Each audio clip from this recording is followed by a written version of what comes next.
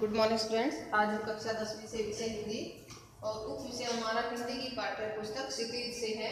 पद्य खंड में हमारी कविता नंबर 1 है कन्यादान।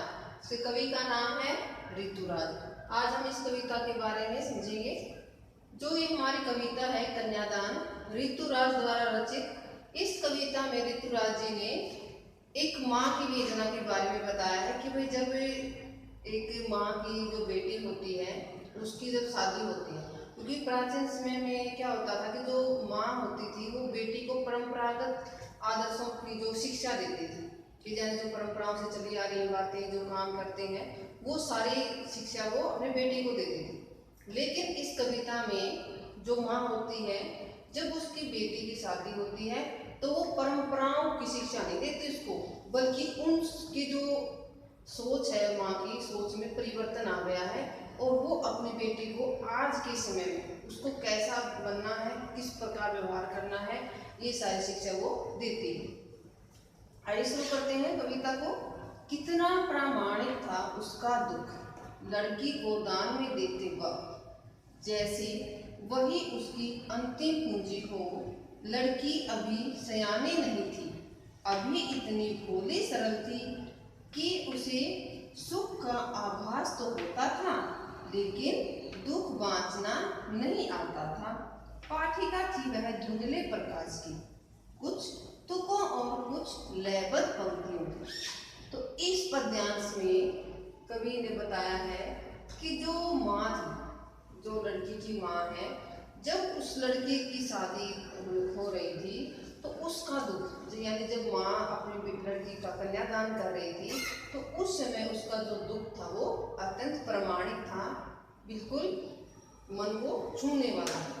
जैसे यानी माँ कैसा व्यवहार कर रही थी, जैसे वो उसकी अंतिम पूंजी हो, क्योंकि प्रत्येक माँ की जो बेटी होती है वो उसके लिए अंतिम पूंजी के समान होती है, क्योंकि माँ अपने जो सुख दुख होते हैं वो अपनी बेटी के साथ साझा करती है और किसी के साथ वो ऐसे बातें नहीं करती।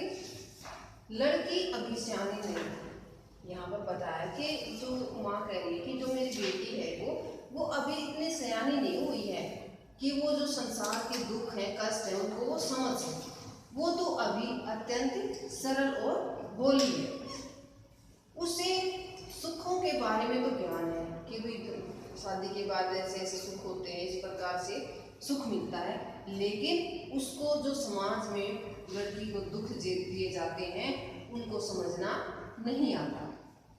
वही तो अभी तक पाठिका है, यानी जिस प्रकार एक छोटा बच्चा शुरुआती में कविता को पूरी कविता को याद नहीं करता, उसके कुछ ही तुकों कुछ लयबद्ध पंक्तियों को वो याद करता है।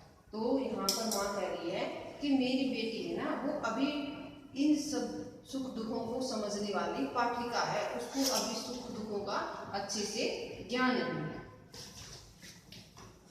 पद्यांश नंबर 2 देखिए। माँ ने कहा पानी में झांककर अपने चेहरे पर मत रिझना, आग रोटियां सेकने के लिए है, जलने के लिए नहीं। यहाँ पर माँ के अपनी बेटी को शिक्षा देती हुई कहती है कि बेटी पानी में झांक, यानी पानी में जो तुम्हें अपना प्रतिबिंब दिखाई दे उस पर अपनी जो तुम्हारी परछाई दिखाई देगी तुम्हें, उसमें अपनी परछाई को देखकर ज़्यादा खुश मत होना, यानी रिझना मत, उस पर गर्व मत महसूस करना कि मैं ज़्यादा सुंदर दिखाई दे रही हूँ। आग रोटियां सेकने के लिए, जलने के लिए नहीं। माँ कह रही है कि जो रसोई में आग होती है वो रोटियां सेकने के लिए होती है, जलने के लिए नहीं। क्योंकि माँ इसलिए कह रही क्योंकि इस समय समाज में दहेज प्रथा चली हुई थी और जो ससुराल पक्ष था वो अपनी बहू को दहेज के लिए उसी आग में, यानी जो आग रोटियां सेकने के लिए होती थी उसी आग में जलाकर उनको मार देता था। इसलिए माँ कहती है कि उस आग में सिर्फ रोटियां ही पकाना, उससे तुम बचकर रहना, यानी सावधान रहना कि कहीं उस आग में तुम्हें जला न दिया जाए। वस्त्र और आभूषण शाब्दिक भ्रमों की तरह बंधन है स्त्री जीवन की।